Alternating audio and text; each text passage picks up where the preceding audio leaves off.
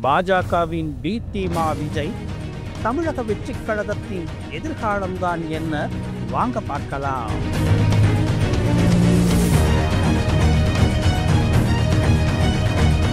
தமிழகத்தின் அடுத்த முதலமைச்சர் நான் தான். வாங்க எல்லோருக்கும் மந்திரி பதவி என சொல்லிக்கொண்டு தமிழக வெற்றிக் கழகம் எனும் கட்சியை தொடங்கியிருக்கும் நடிகர் விஜய், விக்கிரவாண்டியில் கடந்த ஆண்டு அக்டோபர் மாதம் 24ஆம் தேதி கட்சியின் முதல் மாநாட்டை நடத்தி காட்டினார். தமிழ்நாடு முழுவதும் இருந்தும் அவரது கட்சியினர் ரசிகர்கள் பெருமளவில் திரண்டனர். ஒரு உச்ச நட்சத்திரம் வந்தால் மக்கள் திரள்வது வாடிக்கைதான். அங்கு வந்த கூட்டமெல்லாம் உங்களுக்கான ஓட்டாக மாறும் என நீங்கள் கற்பனை செய்திருந்தால் அதை மறந்து விடுங்கள். ஏனென்றால் கூடும் கூட்டமெல்லாம் எந்த காலத்திலும் ஓட்டாக மாறாது. அது உங்களுக்கு புரியும். அது உங்களுக்கு வரும் தேர்தலில்தான் புரியும். விக்கிரவாண்டி மாநாட்டில் பேசிய நடிகர் விஜய், இது நல்ல நோக்கத்திற்காக வந்த கூட்டம், அவதூறு பரப்புவது, ஏ டீம் பி டீம் என பொய் பிரச்சாரம் பண்ணி இந்த படையை வீழ்த்தலாம் என்று மட்டும் கனவில் கூட நினைத்து பார்க்க வேண்டாம் என கூறினார். உங்கள் கொள்கை எதிரி பாஜக, அரசியல் எதிரி திமுக என இரு கட்சிகளின் பெயரை கூட சொல்லாமல் பேசிப்போனார் நடிகர் விஜய். அடுத்ததாக, எங்களை கூத்தாடிகள் என்று சொல்கிறார்கள். எம்ஜிஆர், என்டிஆர் அரசியலுக்கு வந்தபோதும் இப்படித்தான் சொன்னார்கள் என பேசினார் நடிகர் விஜய். எம்ஜிஆர், என்டிஆர் அரசியலுக்கு வந்த காலம் வேறு, இப்போது உங்கள் காலம் வேறு. எம்ஜிஆர் தமிழக மக்களோடு மக்களுக்காக வாழ்ந்தவர். அவர் ஏழை பங்காளனாக பார்க்கப்பட்டார். அவர் காங்கிரஸ், திமுக ஆகிய அரசியல் கட்சிகளில் பயணித்து தன்னை ஒரு தலைவராக வளர்த்து கொண்டவர். காலமும் அவரை கைதூக்கி விட்டது. ஆனால் உங்கள் காலம் அப்படி இல்லை. இது அறிவார்ந்த மக்கள், அரசியல் தெளிவு பெற்ற மக்கள் வாழும் நாடு தமிழ்நாடு. இங்கே உங்கள் மம்மாத்து வேலையெல்லாம் எடுபடாது என்பது 2026இல் தெளிவாகிவிடும். நான் பாஜகவிற்கு ஏ டீமும் இல்லை, பி டீமும் இல்லை என நீங்கள் மாநாட்டில் திருவாய் மலர்ந்தீர்கள். அதே நேரத்தில் உங்களுக்கு மத்திய போலீஸ் பாதுகாப்பை தர மத்திய அரசு முன் வருகிறது. இது ஏன் என்பது உங்கள் மனச்சாட்சிக்கு தெரியும். நீங்கள் பாஜகவின் ஏ டீமும் அல்ல, பி டீமும் அல்ல.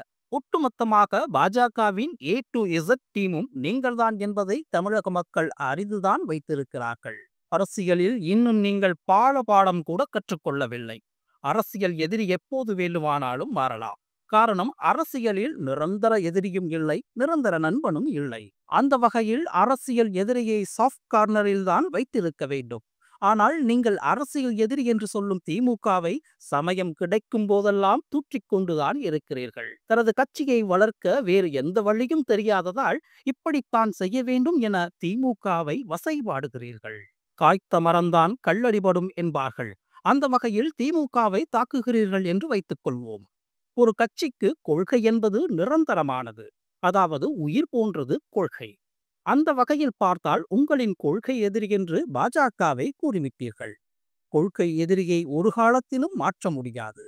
அதை மாற்றினால் உங்கள் கொள்கையும் மாறிவிட்டது என்றுதானே அர்த்தம். உங்களுக்கு என்று எந்த கொள்கையும் இல்லை என்பது அரசியல் பாடம் படித்த அத்தனை பேருக்கும் தெரியும் என்பது வேறு விஷயம். கொள்கை எதிரி என்று சொன்ன பாஜகவை ஒரு முறையாவது வீராவேசமாக தாக்கி பேசியதுண்டா?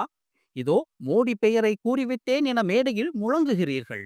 மோடி என பெயரை கூறிவிட்டாலே தாக்கி பேசிவிட்டதாக தமிழக மக்களை ஏமாற்ற பார்க்கிறீர்கள். ஆனால் ஊழலுக்காக சிறைக்கு போன ஒரு முதல்வரின் கட்சியான அதிமுக என ஒரு கட்சி தமிழ்நாட்டில் இருப்பது உங்களுக்கு தெரியவே இல்லையா?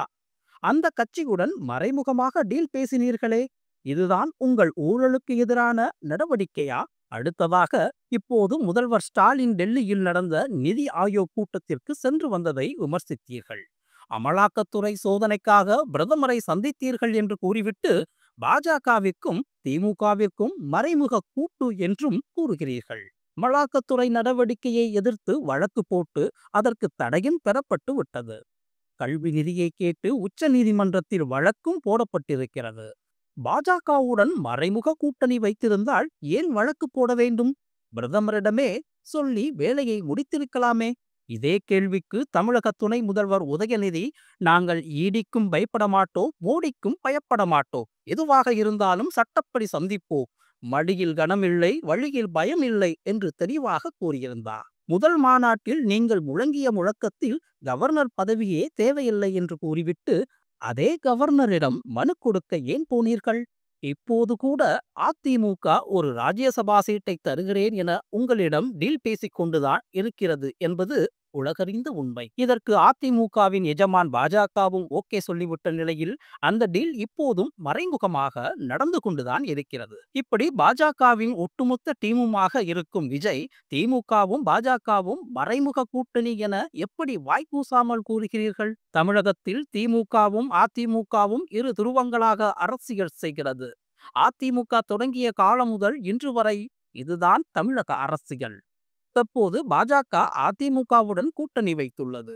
அப்படி இருக்கும்போது திமுக எப்படி பாஜகவுடன் கூட்டணி வைக்க முடியும் என்ற குறைந்தபட்ச அரசியல் ஞானம் உங்களிடம் இல்லாதது ஆச்சரியமில்லை. ஏனென்றால் நீங்கள் அரசியலில் ஒரு ஞான சூன்யம். அதை ஒவ்வொரு நாளும் தமிழக மக்களுக்கு காட்டிக்கொண்டுதான் இருக்கிறீர்கள், அவ்வளவுதான்.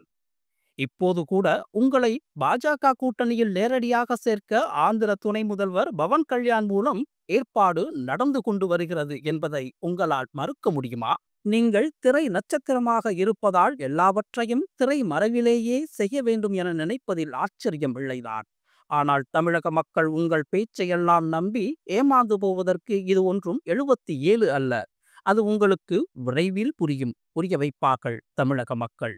நமது தமிழ் நியூஸ் சேனலில் உங்களது பொருட்களை வெறும் 500 ரூபாயில் விளம்பரம் செய்ய வேண்டுமா? தொடர்புக்கு 7806942275 தொடர்பு கொள்ளுங்கள்.